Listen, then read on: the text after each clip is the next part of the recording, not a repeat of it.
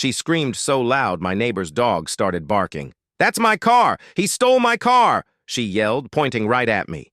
I just stood there, frozen halfway through opening my garage door, holding the remote in my hand, the white Lexus. Inside had been sitting there for months. My brother's old car, the one he left before he deployed overseas. The woman, blonde bob haircut, sunglasses even though it was cloudy, stormed across my driveway like she owned it. "I just bought that car yesterday. You're gonna regret this, thief," she snapped, already pulling out her phone. I thought she was bluffing. She wasn't. Within seconds, she was on the line with 911, fake crying and shouting, "There's a man stealing a vehicle from my garage. He's dangerous." I tried to explain, calm and steady. "Ma'am, this is my house. That's my brother's car." But she cut me off. "Oh, don't play dumb. I know your type. People like you just move in, think rules don't apply." My blood boiled, but I kept my mouth shut. You can't reason with crazy. And this wasn't my first run-in with her either. Karen, the self-appointed HOA officer of our street. She'd left fake HOA notices before, threatening fines for unauthorized vehicles. But this, accusing me of stealing my own car, this was new even for her. 2 police cruisers pulled up faster than I expected. She ran to them, crocodile tears in full performance mode. "That's him, officers. He broke into my garage and took my car." One cop turned to me. "Sir, we got a report of vehicle theft. Can you step away from the garage, please?" I looked him dead in the eye. "I didn't steal anything. Check the registration." Karen folded her arms, smug. "Oh, he probably forged that too." My hands were shaking, not out of fear but disbelief. This was my property, my garage, my brother's car, and yet I was the one being treated like a criminal. The officer reached for his radio, ready to call in a tow truck. That's when I realized, if I didn't stop this now, she'd win. I took a deep breath and said quietly, "Officer, before you do that, maybe you should look under the windshield wiper, because that's where my brother, Sergeant Michael Reyes, U.S. Army, had left a note months ago, and that little note was about to flip this entire situation upside down." The officer hesitated, glanced toward the windshield, and slowly walked up to the Lexus. Karen stood behind him, arms crossed, that fake smirk stretching across her face. "Go ahead," she said smugly. "You'll see it's mine. I just signed the papers yesterday." The cop lifted the wiper and unfolded the small, laminated note. His eyebrows furrowed. He read it once, then again. Karen leaned closer. "What does it say?" Probably something fake he planted. The officer turned toward me, his tone changing instantly. "Sir, you said this was your brother's car?" "Yes," I replied, my heart pounding. "He's stationed overseas. Sergeant Michael Reyes."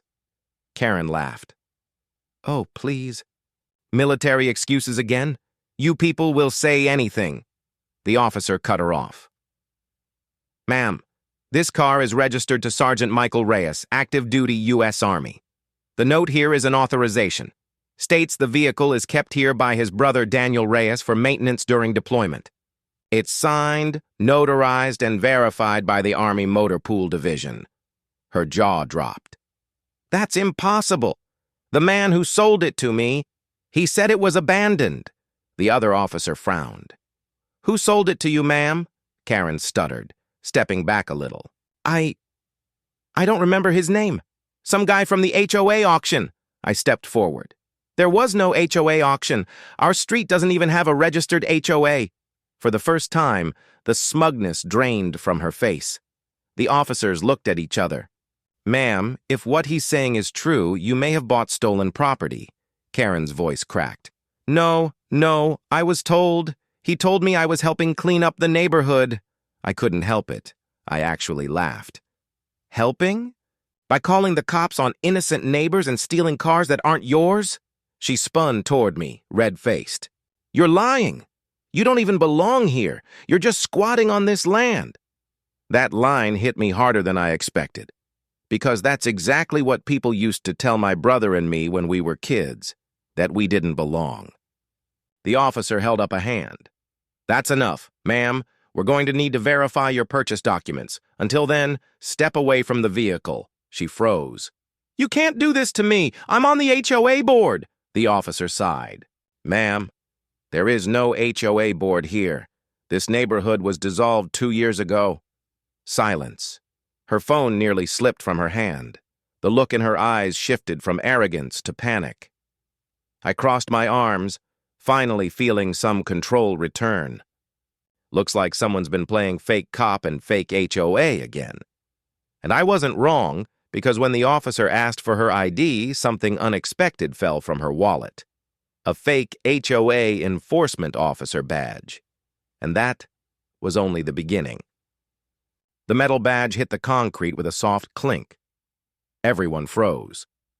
The word HOA Enforcement Division was printed in bold across the fake shield, complete with a phony serial number and a cheap-looking emblem. The younger cop bent down, picked it up, and turned it over in his hand. Ma'am, where did you get this? Karen's face went pale. It's just a neighborhood ID for community work. We keep order here.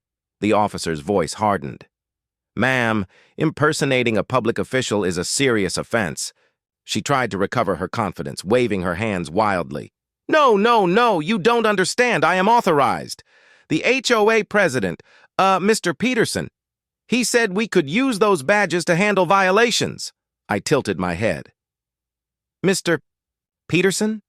You mean the guy who moved to Florida 3 years ago? The cop turned toward her slowly, one eyebrow raised. That true, ma'am? Karen stammered. Well, I mean, he used to be in charge and... The older officer finally stepped in.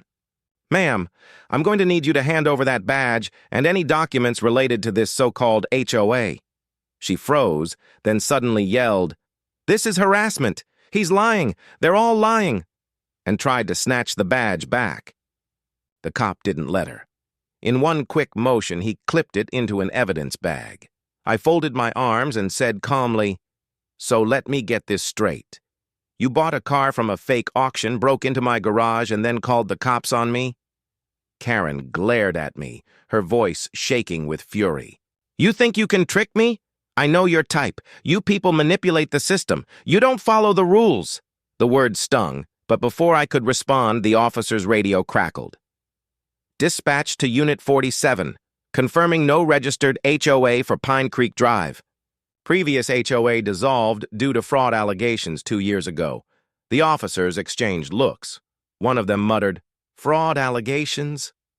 Karen started to sweat. That's old news. It's all been resolved. I'm just keeping order here. The older cop sighed. Ma'am, I think we're going to have to take you down to the station to clear this up. She panicked. What? No, you can't arrest me. I'm the victim here. I stayed silent, watching her spin stories faster than she could think. The whole time, I couldn't stop wondering how far she'd go. The younger cop looked at me. Sir, we'll need to file a statement from you too, and we might need access to your security footage. That's when a slow grin spread across my face. Oh, don't worry, officer. I've got everything on camera, every single second. Because what Karen didn't know was that I had installed a full security system just weeks before, after someone kept putting fake HOA notices on my door. And in that footage, she wasn't alone. There were others with her. The officers followed me into the house as I pulled up the security footage on my phone. The video showed everything. Karen, 2 men in plain clothes, and a white pickup truck parked by my driveway 3 nights earlier. They were laughing, lifting my brother's car with a portable jack, trying to make it look like an HOA repossession. Karen's voice on the footage was crystal clear. Don't worry, once this car's gone, he'll move out. I'll say we auctioned it off. The moment the cops saw that, their expressions changed completely. One of them looked straight at her. Ma'am, you're under arrest for trespassing, impersonating an officer, and attempted vehicle theft. Karen's face twisted. No, you can't. This isn't fair. I was just... But it was over. They cuffed her on the spot. As they led her toward the cruiser, neighbors started peeking from their porches. Someone whispered, "Is that the HOA lady?" Another laughed, "Guess she's not in charge anymore." She screamed one last time, "You'll regret this! You'll all regret this!" before the door slammed shut behind her. I stood there quietly, staring at my brother's car, the one she almost stole. The officer turned to me and said, "You handled that well, sir. Most people would have lost their temper." I smiled faintly. I learned patience from my brother. He fights for freedom overseas. I just had to fight for it here. The cop nodded and drove off, leaving the street silent again. The fake HOA signs were gone, the lies exposed, and the neighborhood finally felt normal. As I closed my garage door, I looked up at the small American flag hanging by the porch.